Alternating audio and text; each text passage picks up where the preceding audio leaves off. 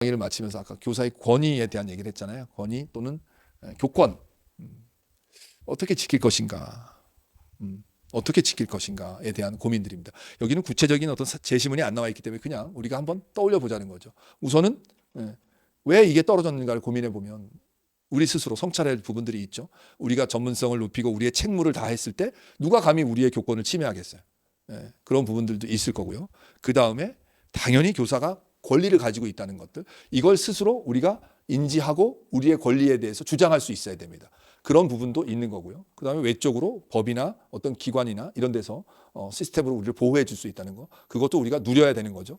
그런 것들입니다. 아까도 경기도 교육청 얘기하면서 교권보호 뭐 필요하시면 혼자 고민하지 마시고 1600 어쩌고저쩌고 얘기했잖아요. 그런 것처럼 기관이나 조직에서 시스템을 그렇게 보호장치를 만들어 놓는 게 되게 중요한 부분도 있어요. 하지만 거기까지 안 가는 게 우선이겠죠. 교육의 우선적인 고민을 한다면. 그래서 그런 차원에서도 우리가 생각해 보시면서 접근하시면 오늘 얘기했던 주제들 되고, 이제 막상 피상적이니까 오후에 이제 문제로 들어가서 이럴 때 어떻게 해야 되지? 이 주제와 관련해서 이렇게 문제가 나오면 어떻게 우리가 접근하지? 이런 생각들을 하다 보면 또 좋은 답이 나올 수도 있을 것 같아요. 오전 교사의 권위도 마찬가지죠. 교사가 그 권위를 만들어내는 거고, 교사와 아이들과 공동체가 함께 교사의 권위를 만들어가고 합의하는 거란 말이에요. 근데 이런 권위가 추락한단 말이에요. 교사 이런 권리가 침해받는단 말이에요. 그런 것들을 우리가 좀 고민해 봐야 된다는 거예요. 그럼 가만히 생각해 보면 이제 그런 걸 생각해 보면 도대체 왜 그러냐, 왜 교권이 침해되고, 아니면 교권이 왜 중요하냐, 이제 이런 얘기를 할 수밖에 없죠. 왜로 들어가면. 교권이 왜 중요하냐라고 한다면 아까 말한 것처럼 교사의 기본적인 권리이기 때문이다. 아니면 교사도 인간으로서 존중받아야 하기 때문이다. 그 다음에 그런 권위가 지켜졌을 때 교육활동이 원활해지기 때문이다. 뭐 이런 이유를 들 수 있죠. 그런데 또 다른 문제는 그럼 교권은 왜 침해되느냐라고 한다면 뭐 학부모들 탓을 할 수도 있겠죠. 학부모들이 교육에 대한 너무 과열된 저것 때문에, 아니면 아이에 대한 애정이 너무 크기 때문에 자기 아이만 소중하게 생각하기 때문에, 아니면 사회적으로 갈등 같은 것들을 많이 경험하다 보니까 내가 내 주장만 강력하게 하면 내 이득을 얻을 수 있으니까 그런 식으로 문제를 풀기 위해서 그럴 수도 있단 말이죠. 그런 생각들을 해봐야 되는 거죠. 그런데 이제 여기서 놓치지 말아야 될 것은 뭐냐면 그런 걸 외적으로만 접근하지 말고 내적으로 접근해봐야 되는 거죠. 교권이 왜 침해됐냐 했을 때 첫 번째 원인은 누가 제공했느냐 이거예요. 학부모가 교권을 침해한 당사자일 수는 있지만 그들이 왜 교권을 침해하게 됐는가를 생각해봐야 되는 거죠. 학교가 그들을 무시했을 수도 있고요. 교사가 교육을 제대로 못해서 생길 수도 있어요. 교육을 제대로 못한다는 건 어떤 교과에 대한 전문성, 뭐 우리 비교과 선생님들의 전공에 대한 어떤 업무 이런 걸 잘 못해서도 있을 수 있지만, 아이를 똑바로 안 대하거나 이런 것도 우리가 교육을 제대로 못한 거잖아요. 그러니까 우리의 탓이 우선 원인을 제공하지 않았는가. 그래서 교권과 관련돼서는 먼저 거기서부터 성찰을 해야 돼요. 그러면 그 성찰이 되면 해석이 그렇게 되니까 어떻게 할래가 달라지겠죠. 우리 스스로 우리를 돌아보니까 부족한 게 많아. 그러면 너는 어떻게 할 거야? 교권 보호를 위해서. 난 우선 나부터 성찰해 보겠어. 우리가 우리의 전문성을 갖췄는지, 교사다운 올바른 행동을 했는지 연수를 하거나 뭐 자기 반성을 하거나 이런 과정을 거쳐서 교권을 회복하도록 노력하겠어. 이것도 방법이 되겠죠. 그다음에 원인이 만약에 학교의 구조적인 시스템 때문이야. 아이들이 등교 시간이 너무 빨라, 급식이 너무 마음에 안 들어, 뭐 아니면 비교과에서 뭐 이렇게 제대로 된 도움을 받을 수가 없어. 그럼 두 번째는 그 구조적인 문제들을 개선하면 되겠죠.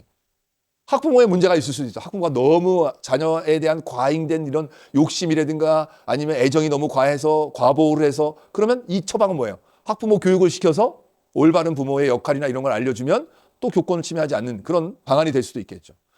내가 해석을 어떻게 하느냐에 따라서 이런 고민을 한단 말이에요. 선생님들이 이 교권과 관련해서 무슨 책을 보고 막 외울 필요도 없어요. 사실 따지고.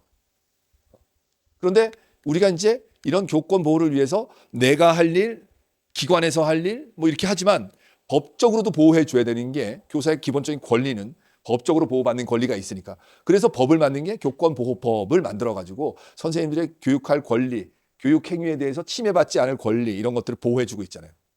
그건 어디로 가야 되느냐? 후순위로 가는 게 맞겠죠. 그걸 맨 먼저 전방에 갖다 놓고 야, 우린 법적으로 보호받을 거야 라고 한다면 해결을 법적으로 하는 거예요. 학교라는 교육기관에서 법적인 해결이 우선이 된다면 교육이 뒤로 가는 거잖아요. 그건 바람직하지 않다고 생각해요. 물론 아이들도 법과 규칙을 지킨다는 차원에서는 법이 있다는 건 중요한 거예요. 그런데 모든 문제를 법으로 먼저 해결하게 되면 교육적 효과를 못 누릴 수가 있어요. 왜냐하면 처벌받았으니까 끝이야. 또 할 거야. 또 처벌받을 거야. 이렇게 해결된단 말이죠. 이따가 우리가 생활지도를 얘기할 때 그 생활지도와도 관련이 있는 부분들이에요. 그래서 그런 차원에서 한 번 더 생각해 본다면 교권과 관련된, 교권 침해와 관련된, 교권 보호와 관련된 내용은 우리 머릿속에 이제 틀이 잡힌 거예요. 자, 우리가 여기 중간에 빼놓은 게 있어요. Y로 접근해서 어떤 이유 때문인지를 알면 처방이 달라지고 어떻게가 달라진다 그랬잖아요. 그러면 교권 침해가 어떤 영향을 미치는지에 대해서는 얘기를 좀 안 했어요. 교권 침해가 어떤 영향을 미칠까요? 제일 먼저는 뭐가 떠오르세요? 누가 떠오르세요? 침해를 당하는 교사가 떠오르죠. 교사의 어떤 게 떠오르세요? 마음, 심리, 정서. 그죠? 예. 사기도 떨어지고, 불안하기도 하고, 예. 그 다음에 어떤 일에 대한, 그죠? 예. 이걸 뭐라고 그러냐? 실증이 아니라 뭐죠? 후회? 뭐 이런 거일 수도 있고, 아무튼 그런 감정이 떠오르죠. 두 번째, 교사가 직접 수행하는 교육 활동이 당연히 교권 침해 때문에 제대로 안 이루어질 거 아니에요.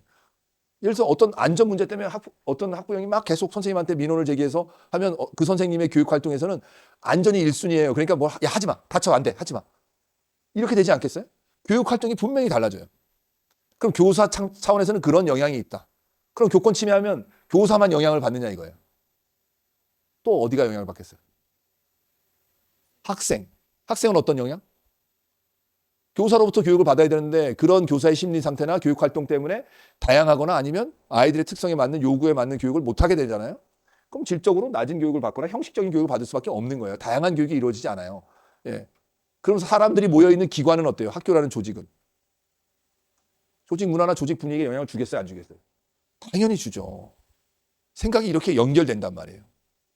학부모는 괜찮은가요? 민원 침해 막 교권 침해 막 하고 막 민원 막 제기하고 아우 시원해. 학부모는 긍정적 영향만 있나요? 학부모도 문제가 생기죠. 어떤 문제? 당장 자기 자녀와 관련된 교사와의 관계가 나빠지잖아요. 그러다 보니까 교권 침해가 이런 무분별한 민원이나 교권 침해가 교사를 포함해서 학교라는 조직, 아이들, 학부모한테까지도 영향을 주는 거예요. 그러니까 우리는 어떻게 해야 된다? 그런 것들에 대한 예방 아니면 적절한 대처 이걸 잘 해야 된다. 그러기 위해서 아까 말한 대로 왜 그런지에 대한 원인 분석이 되면 해석이 그렇게 되면 처방이 달라진다. 그 처방은 뭐다? 교사 개인으로부터 출발하고 그 다음에 기관에서 할 수 있는 것들도 있고 그 다음에 법적으로 할 수 있는 것들도 있다. 이런 거죠. 교권 침해를 예방하기 위한 방안이 뭐가 있을까라고 했을 때 아까도 말한 것처럼 교사 스스로 전문성을 높이거나 역할에 충실하게 된다면 교사에 대한 신뢰, 믿음 그런 것이 교권 침해를 예방할 수도 있다. 이렇게 되고 또 하나는 이런 교권 침해가 너무 선생님에게 피해를 준다면 그건 당연히 교사의 권리이기 때문에 법적으로 보호받아야 되니까 우리의 권리를 주장할 수도 있는 거죠. 나쁜 건 아니에요. 절대. 그다음에 기관에서는 교권보호위원회라든가 이런 걸 통해서 교사를 보호해 줄 수도 있겠죠. 그러면 학부모에게 직접적으로 이런 교권 침해를 하지 마세요라고 하는 것들. 교권 침해는 심각한 범죄가 될 수도 있어요라고 하는 것들을 알려야 되겠죠. 홍보 활동도 교권 침해를 예방하는 중요한 활동이 되는 거예요. 그러니까 이런 것들을 우리가 한번 생각해 보고 접근한다면 교권 침해와 관련돼서 선생님들이 크게 이제 고민할 그런 사항은 없는 것 같아요. 그러면서 이제 또 선생님들이 인터넷에 검색 관련해서 찾아보시면 뭐가 있다, 법이 있다, 뭐가 있다, 어떻게 대응해야 된다, 뭐 이런 것들이 있죠. 제가 아까 라디오 얘기를 하다가 건너뛴 것 같은데 경기도교육청 광고에 1600 3737인지 8787인지 뭐 이런 걸 광고하더라고요. 그게 뭔가 들어봤더니 선생님들 혼자서 고민하지 마세요라고 하면서 법률 지원 뭐 이런 거예요. 아예 대놓고 광고를 하더라고요. 그러면 선생님들의 면접 답변에 교권과 관련된 문제가 나온다면 교사 스스로 먼저 자기 자신의 권리를 알고 대응을 하는 것도 필요하고 이런 교권보호법에 의한 것도 있고 학교 기관에서 그런 예시가 있다는 걸 얘기할 수 있겠죠. 대놓고 얘기하세요. 강원도 시험 보셨는데 저는 얼마 전에 경기도교육청 광고를 들었고 깜짝 놀랐습니다. 1600 XXX 0000이라는 전화번호를 안내하면서 교사들이 학교에서 받는 고충이나 민원 침해에 대해서 교권 침해에 대해서 법률적 보호를 해주는 그런 것들을 기관에서 운영. 그러면 이제 강원도 선생님들이 그러지. 강원도도 있는데 광고 한번 해볼까? 서울도 있겠지 당연히. 서울이 어떤 교육청인데 딴 데 사는데 안 하겠어? 그런 것처럼 왜? 교권 침해가 그만큼 힘들고 심각한 문제이기 때문에 그렇게 해주고 있단 말이에요.